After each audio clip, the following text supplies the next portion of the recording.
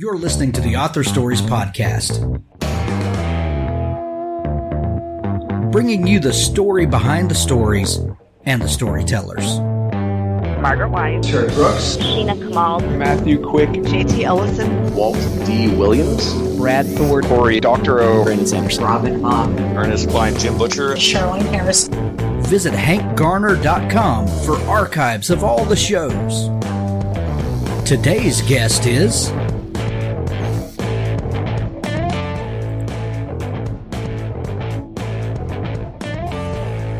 Well, thanks for joining me again for the Author Stories Podcast, where I bring you the story behind the stories and the storytellers. Today, I am super excited to have one of my favorite writers back on the show. It's T. Jefferson Parker, and he's got a fantastic new book. It's the fourth book in the Roland Ford series, and it's called Then She Vanished. Jeff, I love this book. I'm a big fan of everything that you do. Welcome back to the show today. Well, it's nice to be here, Hank. Thanks for having me on. Well, you're so welcome. The cover to this book is outstanding. Did you model for Roland Ford on the front of this book? Oh, it's funny you should ask. No, I didn't model, but when I saw the cover myself for the first time, I thought, wow, that kind of looks like me. It does. If you kind of look at it from the, with a out of the corner of your eye, and I'm like, well, that's Jeff on the front of that book. It's at first glance, it looks similar. It's kind of funny. It does. It's so funny. So this is the fourth Roland Ford book. Do you feel like that you're getting to know Roland by this point? Yeah, I do. And Roland's changed a lot from the beginning until now. Fourth book, like you said, in the very first book, he's heartbroken. He's almost despondent. He even considers killing himself at the end of that book and decides not to.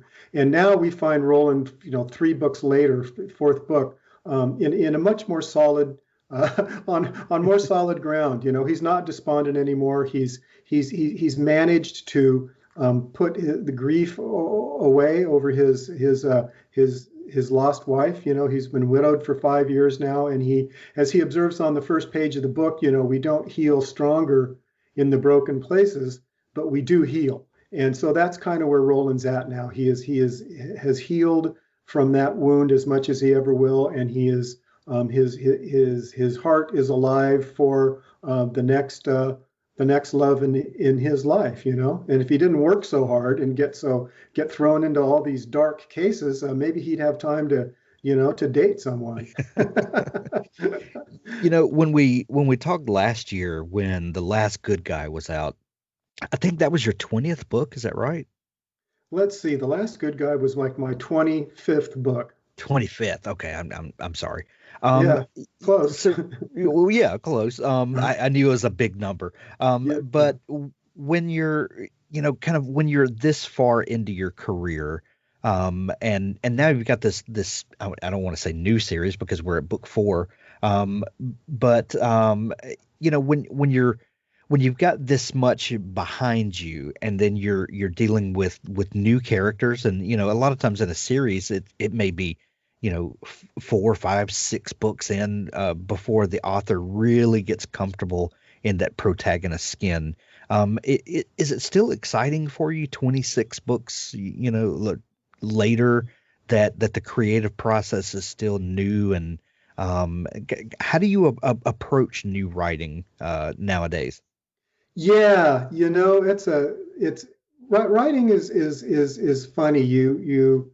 You get a lot of energy, and I get a lot of energy from the words that I put down on a page. So it may be some months that go by before I'm able to begin a book, because I have to think about it a lot, and I make notes and outlines and whatever it might be. But when it comes time to write, I feel in my heart it's time to begin, and I can write that first sentence. I get this adrenaline, and this kind of thrill goes through me, and I feel like I'm on top of my game, and I'm really doing in life what I'm best at, and that is to write. And so when I'm working on something, I derive energy from that. And so each book, because novels are so darn complicated, and long and operate on so many different levels. They're real brain teasers to write. It's difficult to write a novel, and so I get caught up in the excitement of creation, and I also get just mystified by how difficult it is sometimes, and it's this incredible puzzle that you have to figure out. So between those two things, writing stays very fresh for me. I mean, basically, I just kind of like my job. I love it. One question that I love to ask people is kind of where that first kernel or germ of a story comes from, and how it grows then into a fully formed idea with plots and subplots and all of that. But what about when you're dealing with a new book, when in that very first stage, is it different for the beginning of a book in a series as opposed to writing a standalone book where every idea is fresh and new, and the possibilities are limitless? The benefit of writing a series is kind of a lot of the world building, if you will, is done. People can step into that, and they're familiar with the world and the character, or at least some of the characters already, and they kind of know the tone and the feel and how this is going to go. When you're writing a standalone, all bets are off. It's brand new. Is the creative process different for you when you're writing a new book in a series as opposed to a new standalone book? Yeah. Well stated. Those words that you just said are really accurate and really good. It's a huge difference for the reasons that you just enunciated. Your world building, if you will, when you're writing a series, and you're writing a series, is after that first book, it's kind of done for you, so you can step in, and your reader can step in into that familiar territory that you mentioned. Writing the first draft of a standalone book that is not a part of a series, and you have to create that world anew and fresh, and there are quote unquote unlimited possibilities. Well, you're right, there really are unlimited possibilities. So your canvas is huge when you're doing that, as opposed to when you're writing a series story. A lot of that work is done for you. So it's two very different approaches, and some authors are more comfortable in one than the other. And many readers have a preference. Some readers really prefer a series, and some readers really prefer standalones.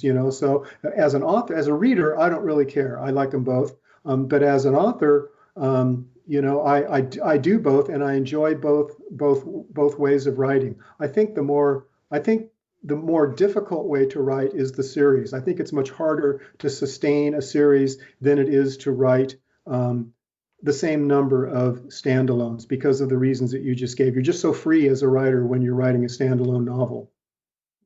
It's also harder though, because you have no idea where it's going to go. And the one thing about a standalone is the stakes can be higher. No one is safe in a standalone, because people haven't built a relationship with it. Well, if this is Roland Ford book 4, there probably, if it keeps going the way these are, there probably will be a Roland Ford book 5.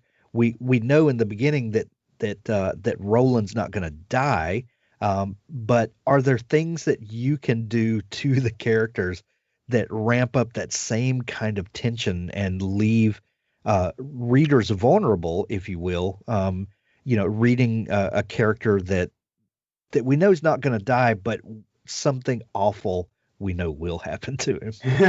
Yeah, thus all the terrible beatings and things that we authors put our heroes through, in order Right. to garner some sort of sympathy for them. Good observations. There's no replacing, in my mind, the suspense and the mystery and the sense of danger that you can generate in a standalone novel. They're better for that, and that's one of the reasons that I've written so many standalones. I want the reader to seriously wonder at the beginning of my standalone books, whether, who's going to be left standing at the end of this book. And I want my protagonists, health, wealth, and life itself to be in question. And I want it to be, I want those things to be challenged, because that's the greatest suspense of all, is this guy going to make it? And at the beginning, in a series novel, you always know he's going to make it. And there's no way to beat that poor guy up enough to gain the kind of mystery and the kind of just nail-biting suspense that you feel for a character who you think might not be standing at the end of the book. Well, we know authors like George R.R. Martin, for instance, who will kill a character in a heartbeat. No one is safe in any of his books ever. But are there things that you can do to a character, say a series character like Roland Ford, that are worse than death? Well, gosh, I don't know. I think, I guess, I suppose, I'm going to try to keep Roland in danger. I try to keep Roland in danger as much as I can. I want his physical well-being to be threatened. Mentally, psychically. What can I do to him to get him as close as I can to being ruined as a man? Well, that's a possibility. I may try that. I mean, Roland so far has been fairly lucky in these books. He has not been taken to the very brink of existence yet. Yeah. Want to grow as a writer and take your writing to the next level? Give ProWritingAid a try. ProWritingAid is a grammar checker, style editor, and writing mentor in one package. ProWritingAid will never replace a human editor. Rather, it helps you self-edit to a deeper level so that when you send it off to an editor, they will be able to focus on the meat of your writing and not spend their time fixing basic writing issues. ProWritingAid is the only platform that offers world-class grammar and style checking, combined with more in-depth reports to help you strengthen your writing. Our unique combination of suggestions, articles, videos, and quizzes makes writing fun and interactive. Writing can be grammatically perfect but still feel awkward and clumsy. ProWritingAid searches out elements like repetitiveness, vague wording, sentence length variation, over-dependence on adverbs, passive voice, overcomplicated sentence structures, and so much more. Nothing makes a writer lose credibility faster than spelling and grammar mistakes. Submit clean, error-free writing. Go to ProWritingAid.com and use code HANK20 for 20% off of ProWritingAid Premium. ProWritingAid. Check it out today. When there are some things in this book, some plot points, some of the world that's going on, that it in the book it's an election year, or we're dealing with politicians and politics. In real life, this is an election year, and you had to know that this book would come out a few months before a major election. We didn't even know about coronavirus then, so we'll kind of take that off the table. But real life issues like an election, and this book deals with politicians. How much of the real world do you like to put into your books, or real world issues, or things that that readers might be dealing with? How important is it to cut close to the bone of reality, if you will, and how much is just this is just reading? It doesn't have to equate to anything. How close do you get to real life events, and how comfortable are you with that? Well, I'm very comfortable with that, and I think that real life events are what we all should be writing about, mostly. I think that the books that I write are the opposite of escapist entertainment. I definitely hope they're entertainment. I intend them to be entertaining, and I see myself as an entertainer. But it's not escape. It's escaping what's real. It's interpreting and showing what's real, and using what's real to make the story good. I've always felt, and I think it comes from my days as a reporter, that I write a book with the idea that if for some reason, 30 years from now or 50 years from now, somebody reads that book, they're going to get a fair, honest representation, slice of life as we're living it in the times that we're living. I want to write about now. I want to use now, and I would very self-consciously, wrote about politics in this book because I knew that my readers would be, picking up this book and reading it in the heat of the 2020 election year, which may or may not be, one of the most important elections this country's ever had. So I believe in the here and now, and I believe in the world around us, and I don't want to escape it. I want to dramatize it. That's a really interesting thing that you bring up, because sometimes I pick up a book and I just really want to not deal with the reality of the world, and I want to escape, for lack of a better term. But sometimes I want to challenge myself to think about things differently, and sometimes a good book might change my beliefs on something. Sometimes it just challenges me to look at things from a different perspective and to see a situation through a character's point of view or through their eyes. Isn't that the great benefit of a good book and literature, is that we get to see the world a little differently than we do on a day-to-day basis? And how seriously do you take that charge? Yeah, I think what you say is true. I think that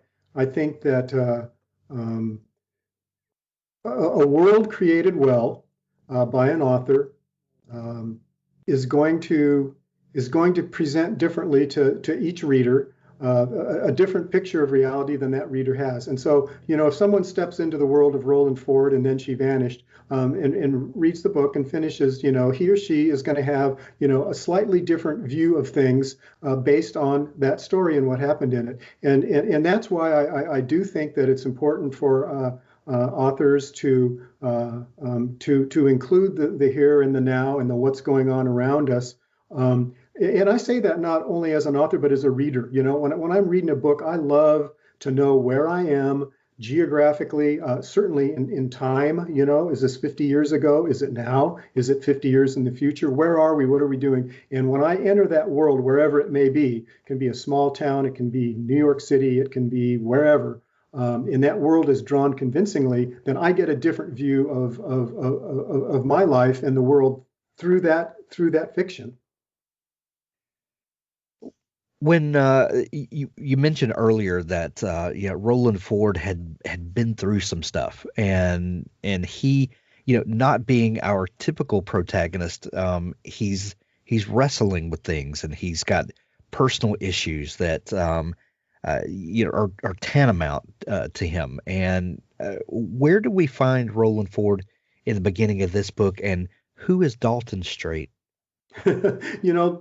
Roland Ford at the beginning of this book, his fourth adventure, is in pretty good shape. He's coming off a bad physical beating a year ago. He gets out, he gets beat up by some supremacists out in the desert and left very badly, beaten.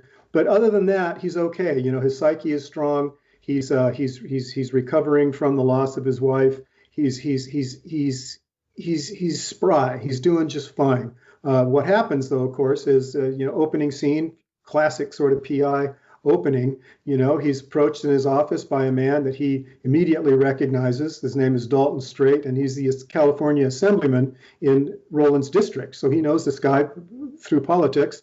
And it also turns out that they served together in Fallujah in Iraq during the Battle of Fallujah some years ago. So in walks this politician, this assemblyman, who hires Roland to find the assemblyman's missing wife, who is his wife, the mother of his children, his love, and his campaign manager. And thus begins that book. So Roland starts well and strong and ready to go in this book. And of course, because it's a thriller and it's a PI story, he gets himself in basically over his head really pretty quickly. And everything that is strong and good in Roland is soon tested. Dalton Strait's wife is missing, and he comes to Roland for help and to get to the bottom of this. Why did Dalton Strait choose to go to Roland as opposed to the police? Well, he's gone to the police. Natalie, his wife, has been gone for just about 24 hours. The police are a little bit reluctant to act boldly at this point. They want to wait another day or two to see if she shows up, because statistically, the runaway, spouse will return, soon. And so the police are dragging their feet a little bit about it, and Dalton is extremely worried about her, and he doesn't know what she has done or what has befallen her, if she's run away voluntarily or if she's perhaps victim of foul play. And Roland takes this kind of assignment very seriously. He's a great person finder. He knows how to work the system, and he knows how to find people. And so he takes Natalie's missingness very seriously, and he launches himself into his job. And the reason Dalton hires him is because Dalton knows of Roland's reputation. They served together in the Marines, and he's calling on Roland because Roland is good at what he does, and Dalton Strait knows that. Excuse me, I didn't mean to bump the mic. There's another group that factors heavily into this book, the Chaos Committee. What was the impetus behind the Chaos Committee, and are they based on any group that you know, or what was what's the motivation behind them that brings them on the scene? I'll tell you that the Chaos Committee in the book is a group, apparently a group claiming responsibility for the mailing of letter bombs to San Diego area politicians. And the genesis of what I call the Chaos Committee was a couple of years ago in Florida. That unfortunate man living out of his van who was doing just that. He was mailing letter bombs to left-leaning politicians and celebrities, and he did some damage. And during the 2 weeks or so that he was mailing those bombs to people, real people with real fingers and real lives, I was really captured by that. I thought it was just truly horrible, and I thought that where is our country right now? When we come to the point where you can't, you think about going to the mailbox to pull out your mail, and there's a little envelope there that's kind of fat maybe, and you open it and it blows your fingers off. That really got to me, and it was a real thing. You can Google it and find out about that little reign of terror that this man engendered, and that to me simply morphed in my imagination into what if this was more than one person, and what if he, they, she were organized and more serious than this guy living out of his van. I mean, you could really do that. You could mail letter bombs to people and do a lot of damage and cause a lot of terror. So anyway, the beginning of the Chaos Committee was that unfortunate soul in Florida 2 years ago. I forget his name. Noveler is the best way to write a novel. Why? Quite simply because we've made it the easiest place to do it. Writing a novel is hard enough. Noveler takes care of all the logistical bits of writing a novel, just leaving that small matter of the words to you. It's a clean, beautiful writing interface with writing analytics, goals and streaks, advanced grammar checking, version control, day, evening, and night modes, and many other features designed to take all the stress out of writing.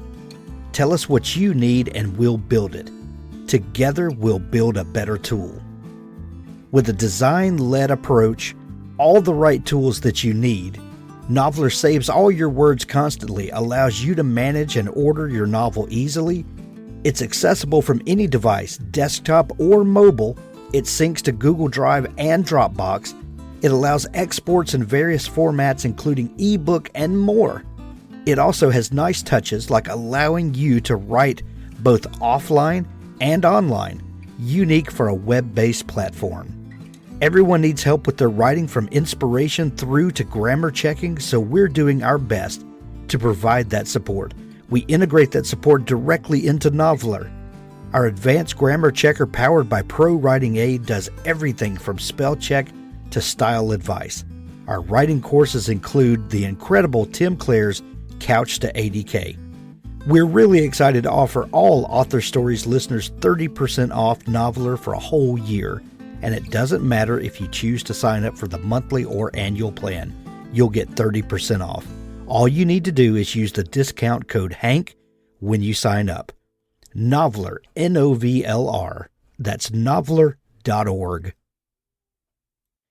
Well, Jeff, when you started writing this book, I can guess probably a year and a half ago. Mm-hmm. We didn't know the state of the world that would be 2020. Not only with COVID, but then we had the murder of George Floyd and a lot of protests that came after that. Some of those protests turned into riots, and we have a lot of situations where there are peaceful protests that begin that way, and then bad actors come in, infiltrate those things, and then turn it into something it was never meant to be. And we can see places where that's happened all over the place. When you're dealing with a group like the Chaos Committee, do you look at the world through their eyes to a point when writing the book? Do you see how people could get twisted in their worldview like this? Yeah, I do. And I don't think it takes any real talent or insight at all to see what makes people angry. The anger is in the air all around us, as Roland notes on the first page of this book, and our reactions to that anger are everywhere you look. The news, the newspapers, television, social media, everyone, it's out there. It's very, the volatility is easy to see. So for me to sit back as a writer and try to inhabit that anger and try to feel that anger is not difficult at all. I can see it anytime I want. And for me to morph that guy in the van in Florida sending these letter bombs out to people into the Chaos Committee, which is just a larger sort of an organized version of that same sense of hate and despondency and anger that the guy in the van had, is easy. It's easy to harness that, and I think that these times that we live in, just the last few years, are exceptionally divided, exceptionally angry, and there's a lot of just free-floating hatred in the air. And Roland notes that on the very first page of the book. So, this is a book, I think this is very much a book that will reflect our moment here. And again, if I'm lucky enough to have somebody 30 years from now reading this book, I think he or she will have a feel for the times that we're in right now, and I think that's important. With the disappearance of Natalie Strait and Dalton Strait's wife, as Roland starts to dig in and pursue this case, there are layers of that relationship between Dalton and Natalie that come to light, and their marriage is not perfect, like a politician would want the world to think. What about that situation? We've got this public face of a politician, and then his private face that may or may not be what is portrayed. What was your thinking behind that character and the complexities of the public face versus the private face? That's a good question, and I think, just speaking personally, there are a few things in life that are more interesting than the public face versus the private face, and especially in the world of politics or celebrity, where a truly public figure has a role to play and has created this role, and that we all know is not the real person. It can't be. So what is the real person and what's going on in their life? I mean, that to me is very, very, very interesting. And, in the book, Dalton Strait is a California assemblyman. He has some power. He's up for his third term. It's going to be a close race, and he's running his campaign a little. He's kind of winging it, and Dalton's treatment of money and using campaign money for possibly not campaign ends is something that we read about politicians doing all the time. And so Dalton is kind of a composite sketch of the. It's easy to say corrupt, and that's the handy word. He's the the poster boy for a corrupt politician, and I've drawn him from various politicians over the decades who have done some of the things that you've Dalton had plenty of may be examples. You've had plenty of examples to pull from. Again, yeah, there's no lack of material there. Yeah. So we've got this story of a missing woman and her husband who is desperate to find her and everything that entails. And then we've got this other storyline with the Chaos Committee and the mail bombers, which is would seem like two very disparate things, but as you always do, they are deftly woven together. At what point in the writing did you realize that there was going to be an intimate connection between these things? Hank, I knew there had to be, because to make a novel, I think, whole and whole, there has to be, that connection has to be there. The question for me always from the beginning was how am I going to get there? How am I going to get that splice done, invisibly, but solidly enough that when it is pulled at the end of the book, it holds, right. That solder, how are you going to get that? And so the writing of the book, is how you figure it out as you write it. And when you come to the end, you write that ending, and you think you've got it all right, and you read through it and you go, nope, that's not it. And you literally lean on the delete button until that stuff is gone, and then you write another, you write it another way. That's what rewriting is. And so you work it out during the course of the book. And I knew from the very beginning that that Natalie and the Chaos Committee will have to be intimately linked somehow, but I didn't know how. And I'm going to leave that to the readers to figure out that connection, because it's absolutely amazing. The new book, Then She Vanished, is out everywhere now in hardcover, audiobook, and Kindle edition. There are links to it in the show notes. Jeff, I've been asking authors lately about their experience with COVID and how this is affecting their creative process, because writers tend to spend a lot of time alone, and a lot of us work from home, and there's a room in our house or an office that we spend a lot of time with, either a computer or a notebook, and mm-hmm. we do our thing. So you would think that a COVID lockdown wouldn't necessarily have a lot of effect on writers, but there's some things going on. And how has this time affected you?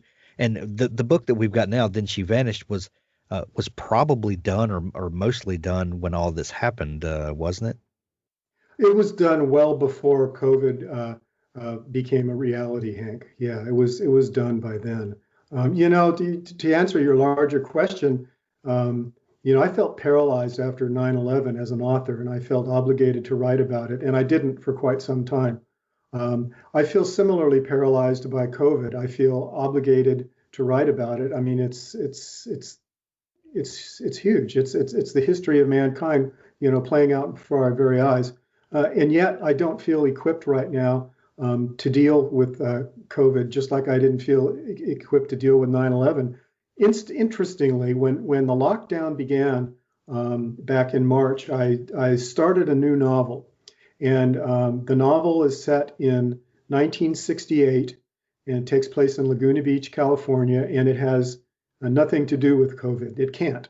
And so my blessing in choosing that time to write about for my next novel, removed for me the conundrum of having COVID out there and having to deal with it in a book. On the reality front, COVID has kept me even more at home and in my office than I usually am.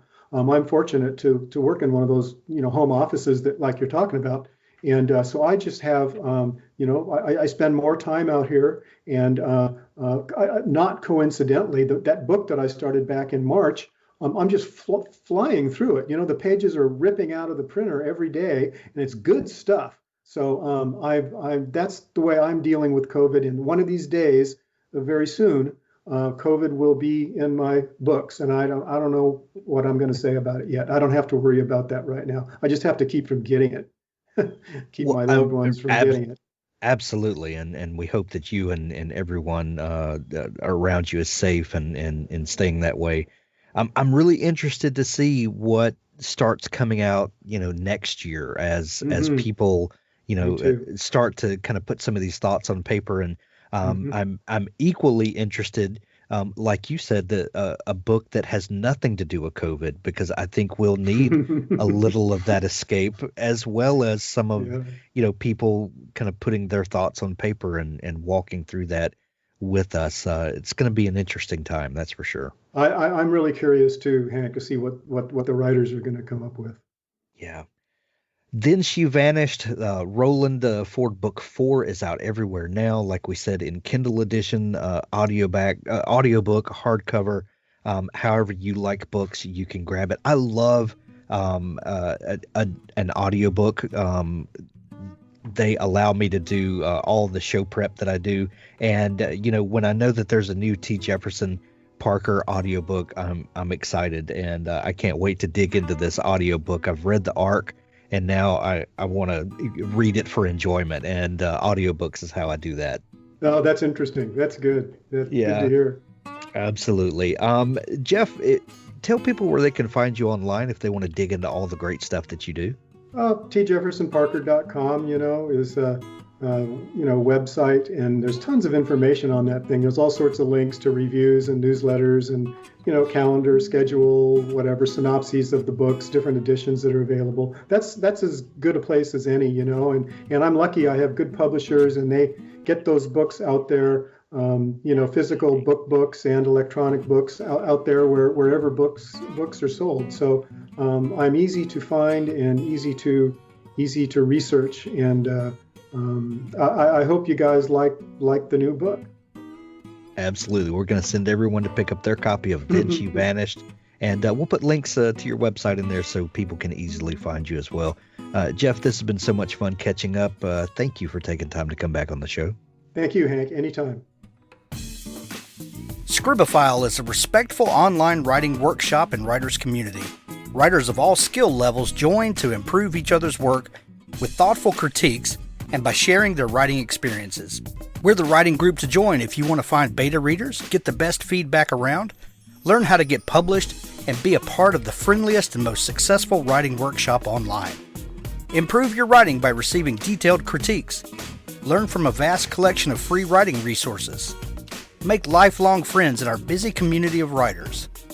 Writing is a solitary art, but that doesn't mean you have to be lonely.